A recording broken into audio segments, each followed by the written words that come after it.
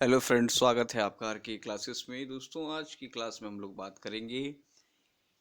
हमारा प्रश्न है, बिहार में आर्थिक पिछड़ापन, उसके पीछे जो कारण है, उसके लिए क्या क्या कार्य किए गए हैं। जो कारण बनते हैं, कई प्रकार के कारण बनते हैं, उन सभी कारणों पर हम लोग बात करेंगे। इसके अलावा इससे निजात हेतु सरकार द्वारा जो कुछ उपाय किए जा रहे हैं, उनको भी देखेंगे। यह प्रश्न बड़े प्रश्नों की श्रेणी में आता है। इसमें आपको थोड़ा डील करके लिखना पड़ता है, तो उन सभी चीज़ों को देखेंगे। दोस्तों, आज की वीडियो का भी जो टारगेट है वो 100 लाइक्स है। कल जो था हमारा टारगेट वो पूरा नहीं हो पाया, तो उम्मीद है आज आप लोग उसे मिलकर पूरा करेंगे। वीडियो को अधिक से अधिक शेयर करें। यदि आप चैनल पर नए हैं तो चैनल को सब्सक्राइब करें। इसके अलावा जितनी भी वीडियोस अगर आपने पहले की वीडियोस नहीं देखी है तो उसे आप जाकर प्लेलिस्ट में ज़रूर देखें।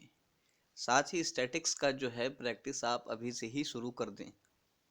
वो ऐसा नहीं है कि आप अंतिम के महीने में प्रैक्टिस करेंगे और वहाँ जाके एग्ज़ाम में बना देंगे। अगर आप ऐसा सोच रहे हैं तो आप गलत सोच रहे हैं। स्टैटिक्स के प्लेलिस्ट में भी आपको करीब 25 से 30 घंटे की क्लास है, जिसमें कि कंसेप्ट फिर उस पर क्वेश्चन प्रैक्टिस है।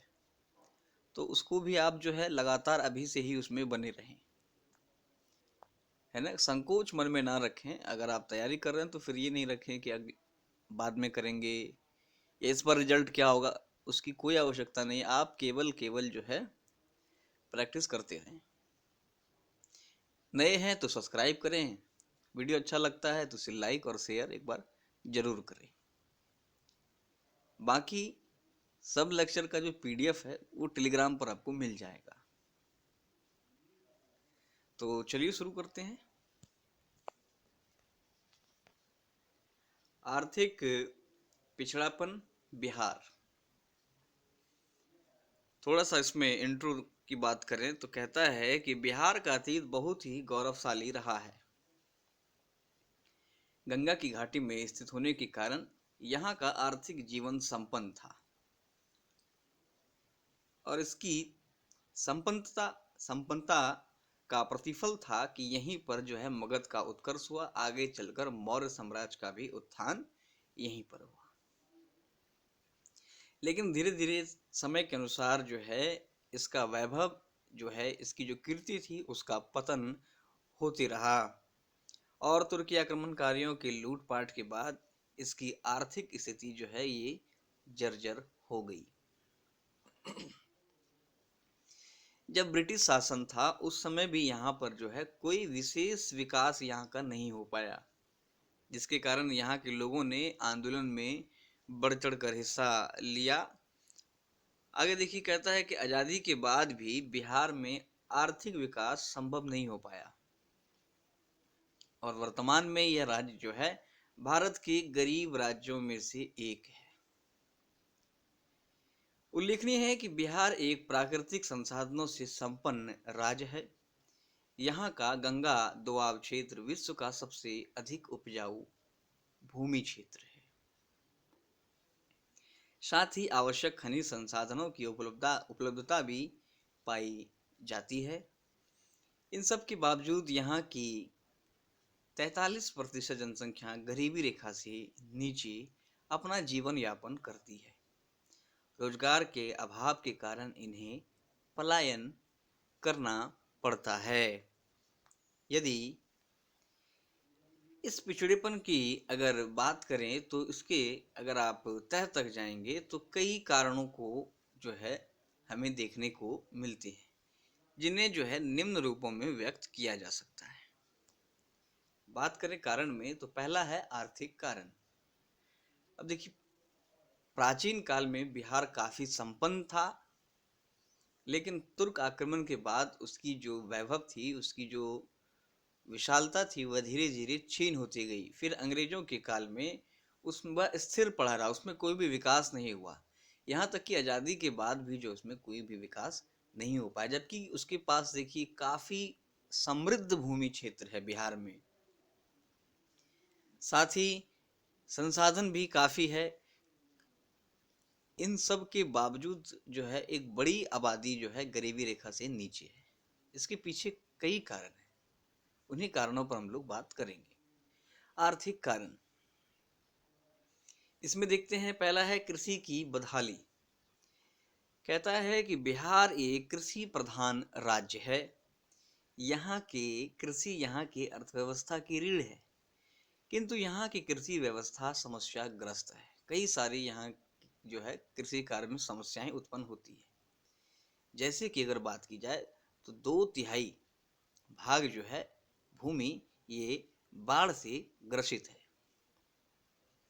इसके अलावा साथ ही बिहार में भूमि सुधार और हरित क्रांति के कोई अच्छे प्रभाव यहाँ पर नहीं पड़े हैं।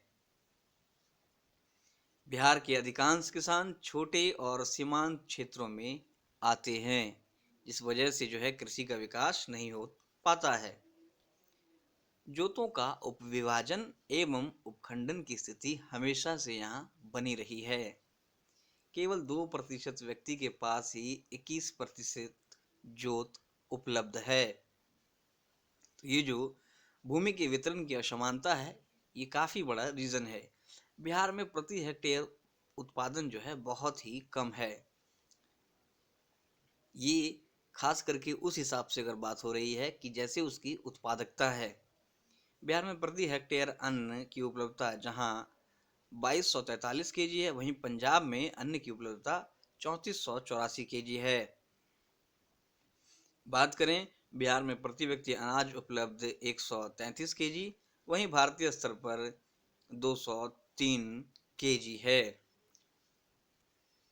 बिहार में प्रति हेक्टेयर खाद का प्रयोग जो है 79.63 केजी, वहीं पंजाब में 159 से 99 केजी है। ये पॉइंट नहीं है, 79 से 63।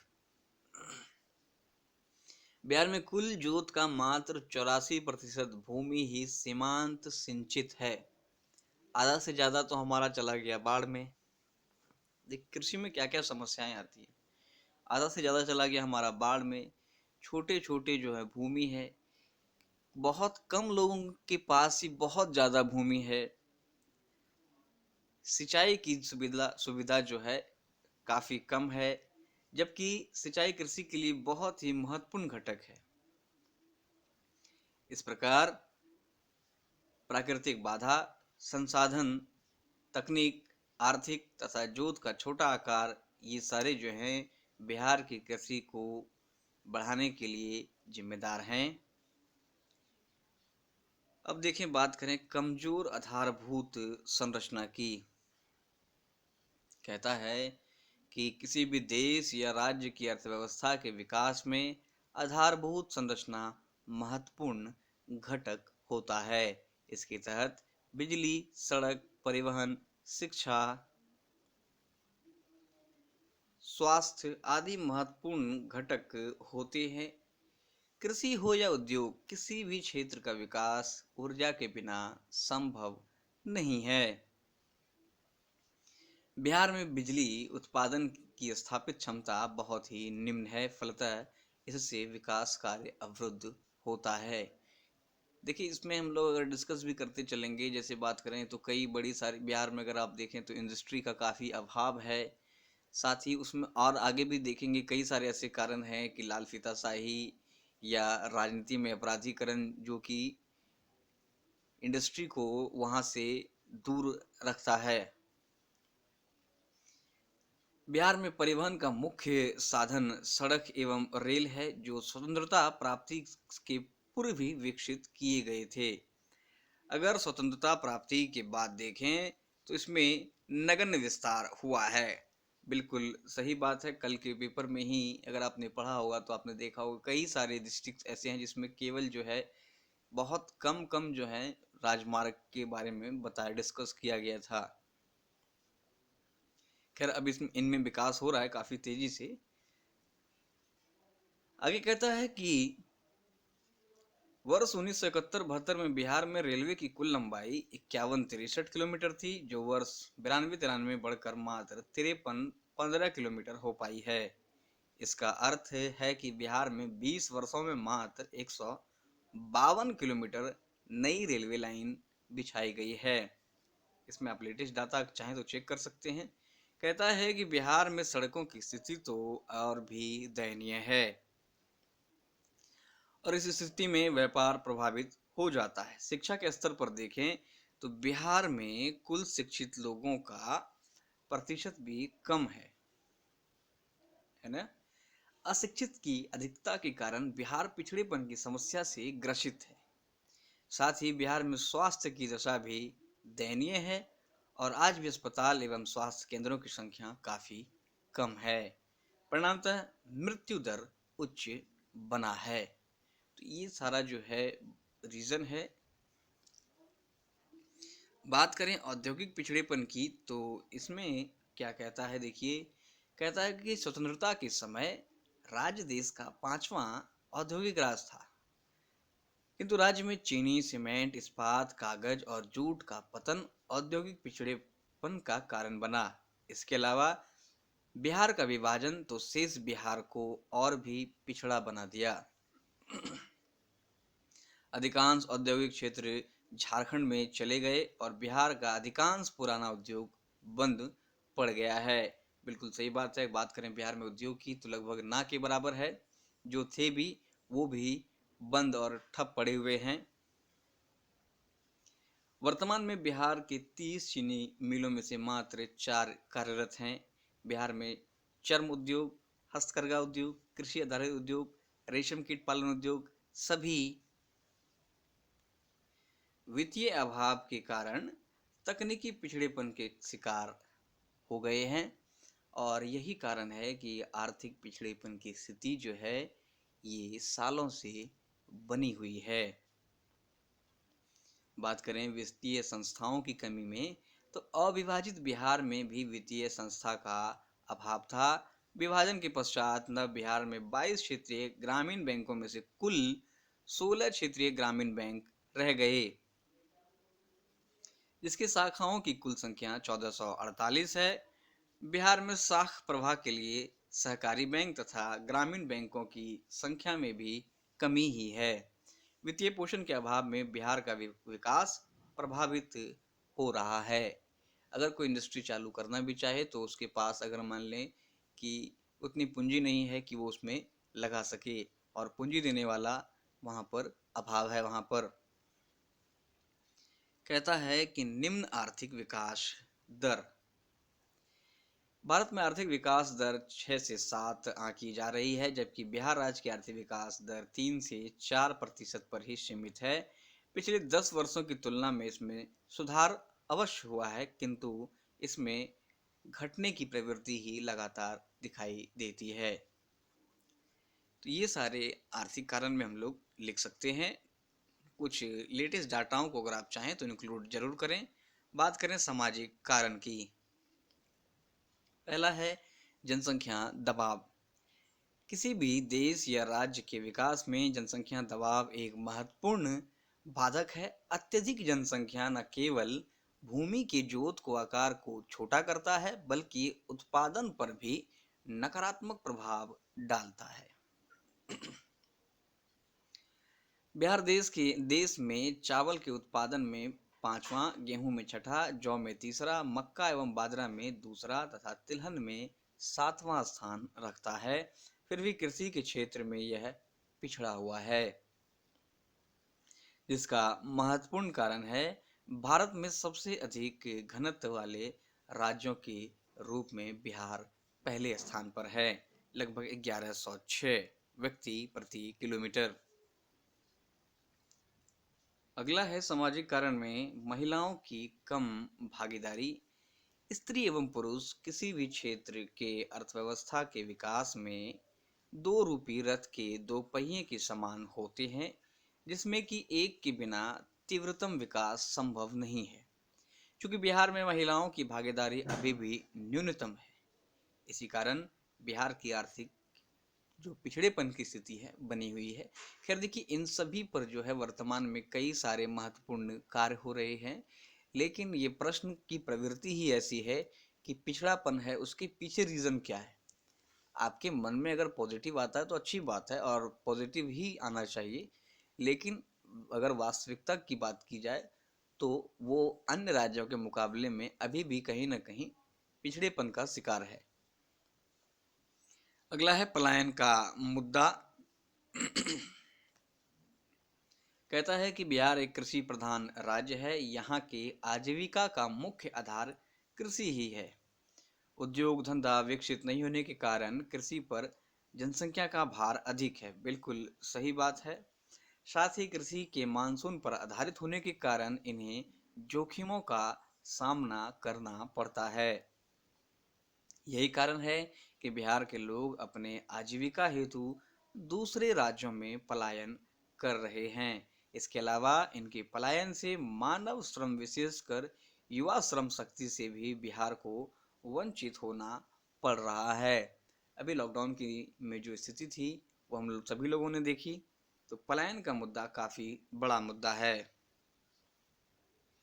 बात करें तकनीकी शिक्षा का अभाव, तो देखिए बिहार शिक्षा की दृष्टि से सबसे पिछड़े राज्यों में से एक है। इसके अलावा यहाँ परंपरागत शिक्षा पद्धति का प्रचलन अर्थव्यवस्था के विकास में बाधक बना हुआ है। आज भी तकनीकी शिक्षा पर ध्यान नहीं दिया जा रहा है, जो पिछड़ेपन का मुख्य कारण है। देखिए यहाँ पर अगर बात की जाए तो ये बिल्कुल सही बात है, क्योंकि हमारा अगर बात करें तो यहाँ ये सारी बातें हम लिख नहीं सकते, पर ये बात हम समझ ज़रूर सकते हैं कि देखिए अगर आप बात करें ग्रेजुएशन की तो वो उसमें हमारा 5 साल 4-5 साल लग जाता है। बात करें कि स्कूल कॉलेज में प्रोफेसरों की तो उनकी संख्या में कमी है। बात करें किसी भी एग्ज़ाम की तो आप देख रहे हैं आए दिन जितने भी एग्ज़ाम होते हैं उनमें कहीं ना कहीं जो है ये सवाल उठ ही जाता है कि पेपर जो है आउट हुआ है। और उसके कई सारे जो है आए दिन जब विद्यार्थियों के द्वारा इसे कहा जाता है तो सरकार जो है इस पर कोई भी ध्यान नहीं देती है, जबकि ऐसा बिहार में होता है। कई कुछ दिन पहले ही जो है पकड़ाए गए। कोई भी एग्ज़ाम आप उठा लें, कोई कोई एग्ज़ाम ऐसा है कि आपको पता होगा कि 5 साल 6 साल में ये क्लियर अभी तक नहीं हो पाया है ना। तो ये सारा स्थिति जो है एक तरह से ऐसे आप पकड़ के रखा है सिस्टम को कि इसमें विकास ही नहीं होने दे रहा है। ऑनलाइन शिक्षा तो बहुत दूर की बात है। जैसे कि एसएससी या रेलवे या और भी कोई दूसरे राज्य ले लेते हैं एग्ज़ाम, हमारे राज्यों में नहीं हो पाता ऑनलाइन। और इस वजह से जो है कई सारे जो ब्रोकर्स हैं वो पैसे के दम पर इसका कार्य करवाते हैं। अगर बात करें बीपीएससी आयोग की ही, तो अगर आपने देखा होगा कि लगभग प्रत्येक साल में 8 से 10 क्वेश्चन में जवाब में कंफ्यूजन रहता है। तो ऐसा क्यों होता है? आयोग जो है किसी प्रश्न के जवाब को पिछले वर्ष अगर मान लीजिए 64वीं बीपीएससी में उसने एक सेम प्रश्न के आंसर को ए माना था और 66वीं में हो सकता है उसको वो सी मान ले। तो ऐसा क्यों होता है? लेकिन इसके पीछे ना कोई आपको जवाब देने वाला है, आप केवल जो है अपने मन को मारकर रह जाते हैं। तो ये सब क्या है, क्या दर्शाता है ना। तो टॉपर यहाँ हो जाता है, उसको पता नहीं कि उसका सब्जेक्ट कौन कौन सा है। ये बहुत ही खराब स्थिति बन चुकी है राज्य में, खास करके शिक्षा के क्षेत्र में। कोई भी बहाली हो आप समझ लीजिए कि उसमें जो है कहीं ना कहीं घालमेल हुआ है। तो खैर ये सब हम लिख नहीं सकते हैं। बात करें आगे राजनीतिक कारण की, तो देखिए कहता है नियोजन में कमी केवल संसाधनों की उपलब्धता या किसी देश या राज्य को विकसित नहीं कर सकती। इसके लिए आवश्यक है योजनागत व्यवस्था। यही कारण है कि सरकार द्वारा समय समय पर योजना एवं परियोजना के माध्यम से विकास की रूपरेखा तैयार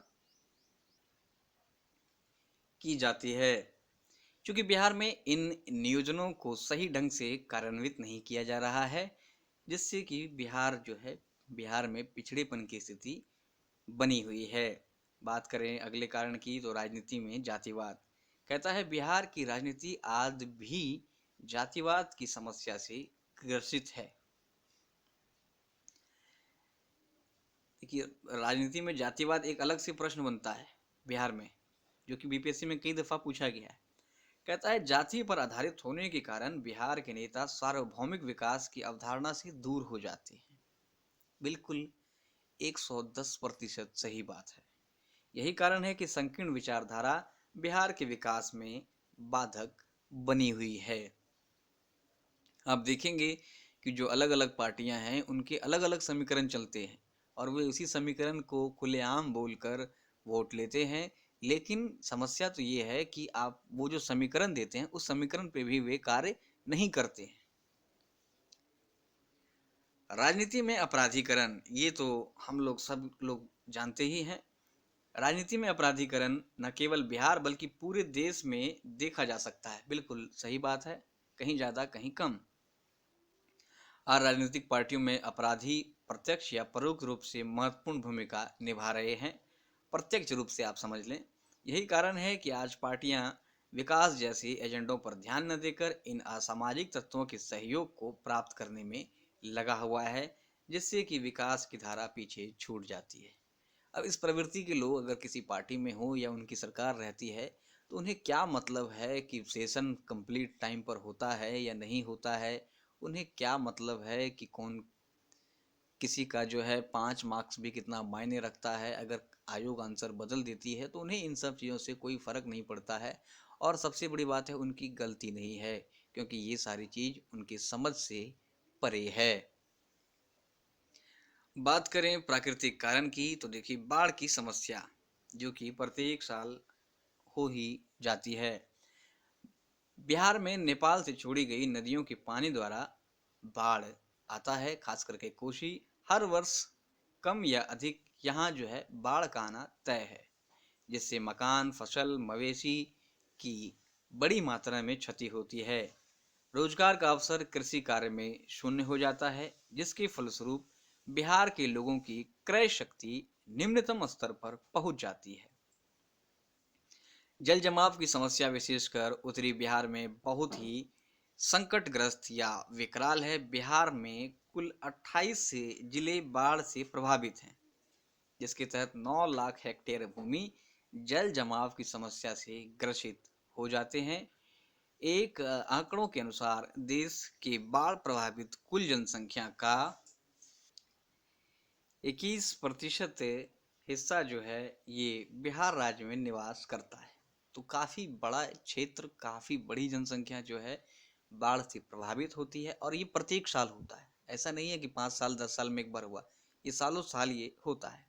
यही कारण है कि बिहार आर्थिक पिछड़ेपन की समस्या से वर्तमान में भी ग्रसित है। एक तरफ बाढ़, अगला जो कारण है वो सूखा है, तो दोनों समस्या बना हुआ है।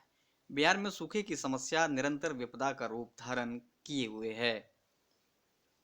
बिहार में औसतन वर्षा संतोषजनक है, किंतु प्रत्येक वर्ष इसका समान रूप से ना होना समस्या का कारण है।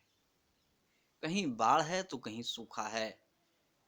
कभी औसत से बहुत अधिक तो कभी औसत से बहुत कम वर्षा के कारण राज्य में कृषि कार्य प्रभावित हो जाता है। साथ ही ग्रामीण क्षेत्रों में रोजगार, खाद्यान्न, मवेशी चारा, पेयजल आदि की समस्या भी उत्पन्न होती है। अगले कारण की बात करें तो ये है क्षेत्रीय विषमता। क्षेत्रीय विषमता किसी भी प्रदेश के लिए गंभीर समस्या होती है। इसके तहत उपजाऊ मिट्टी, सिंचाई सुविधा, खनिज की उपलब्धता, भौगोलिक अवस्थिति आदि महत्वपूर्ण तत्व होते हैं। बिहार के परिप्रेक्ष्य में यह विषमता पाई जाती है, जिससे कि बिहार में पिछड़ापन अभी भी बना हुआ है। कहीं पर कोई चीज़ है तो कहीं पर वो बिल्कुल पूरी तरह से खाली है, तो उसका खपत अपने ही राज्य में हो जाता है, जिससे कि आर्थिक विकास काफ़ी धीरे धीरे होता है। बात करें अगर निदान की तो देखिए,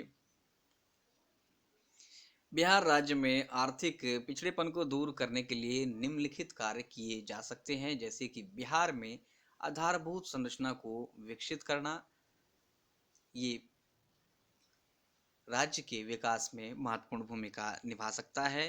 बिहार के बाढ़ क्षेत्रों में बाढ़ की समस्या से निजात पाने के लिए समुचित उपाय किए जाने चाहिए।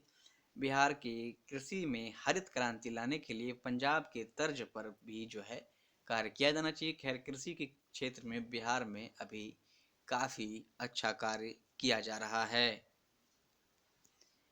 बिहार राज्य अपने स्तर से ऊर्जा बढ़ाने के लिए कार्यरत रहे और इसी क्रम में निजी उद्यमियों को निवेश को अपने राज्य में आने के लिए प्रोत्साहित करनी चाहिए। उनके लिए सुरक्षा की गारंटी, उनको जो संसाधन उपलब्धता है उन सभी के बारे में अच्छे से विस्तार से उन्हें जो सुविधा उपलब्ध हो सकता है उन्हें उपलब्ध कराना चाहिए, ताकि कई सारी कंपनियां जो हैं यहाँ पर आकर अपने अपनी पूंजी को निवेश करें, जिससे क्या होगा कि बिहार का विकास होगा, वहाँ के लोगों को बाहर पलायन नहीं करना पड़ेगा।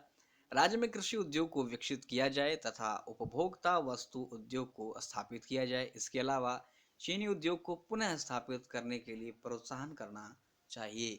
बिहार में वर्तमान में जो भी कारखाने बंद पड़े हुए हैं, जो भी मिल्स बंद हुए हैं, उनको फिर से चालू करना चाहिए। लोक उपक्रमों का निजीकरण किया जाए। शाख प्रवाह बढ़ाना वाणिज्यिकी बैंक का दायित्व है। इसके लिए सरकार को पुनः गारंटर बनना चाहिए। इसके अलावा सहकारी बैंकों की व्यवस्था लोकतांत्रिक हो तथा बिहार वासियों की प्रति व्यक्ति आय की वृद्धि हेतु शुद्ध विनियोग में वृद्धि किया जाना आवश्यक है। केंद्र सरकार द्वारा बिहार राज्य को अधिक राशि मुहैया कराए जाने की आवश्यकता है। कम ब्याज पर ऋण उपलब्धता कराई जाए ताकि विनियोग में वृद्धि हो। बिहार में आर्थिक विकास दर में वृद्धि लाने हेतु राज्य के घरेलू उत्पादन में वृद्धि करने की आवश्यकता है। भूतपूर्व राष्ट्रपति डॉक्टर कलाम के द्वारा ग्लोबल मीट प्रोग्राम में बिहार विकास के लिए 10 सूत्री कार्य योजनाएं जो कि तैयार की गई थी रूपरेखा, उस पर अमल करने की कोशिश करनी चाहिए। साथ ही कई सारे जो कार्यक्रम होते हैं, जैसे वर्तमान में अगर बात करें 7 निश्चय कार्यक्रम, नल जल या जो भी योजनाएं बनती हैं वो धरातल पर जमीन पर आकर कार्य होने चाहिए। इसके लिए टीम का गठन होना चाहिए जो कि देखे, ऐसा नहीं है कि नल जल अगर चल रहा है योजना तो खाली पाइप लगा दिए और नल लगा दिए, बस पानी नहीं आ रहा है। तो ये सब जब तक होते रहेगा विकास नहीं हो सकता। आगे अगर बात करें, ये सारे महत्वपूर्ण कार्य कर कर जो है बिहार में आर्थिक पिछड़ेपन को आसानी से दूर किया जा सकता है। इन सब कार्यों के संपादन के लिए राजनीतिक दृढ़ इच्छा शक्ति एवं जन सहभागिता के सहयोग की जरूरत है, जिससे बिहार बीमारू राज्य की कोटि से निकलकर विकसित राज्य बन सके। बिहार वासियों को अन्य राज्यों में पलायन करने की आवश्यकता न पड़े। ठीक है, तो जो इसमें कुछ उपाय किए गए हैं उन उपायों को भी आप ऐड कर सकते हैं। इसके अलावा इसमें उपाय में और कई कारण आप ऐड कर सकते हैं अगर आपको लगता है तो। थोड़ा ये क्वेश्चन लंबा था, उम्मीद है आपको समझ में आया होगा। वीडियो को अधिक से अधिक लाइक और अधिक से अधिक शेयर करें। धन्यवाद।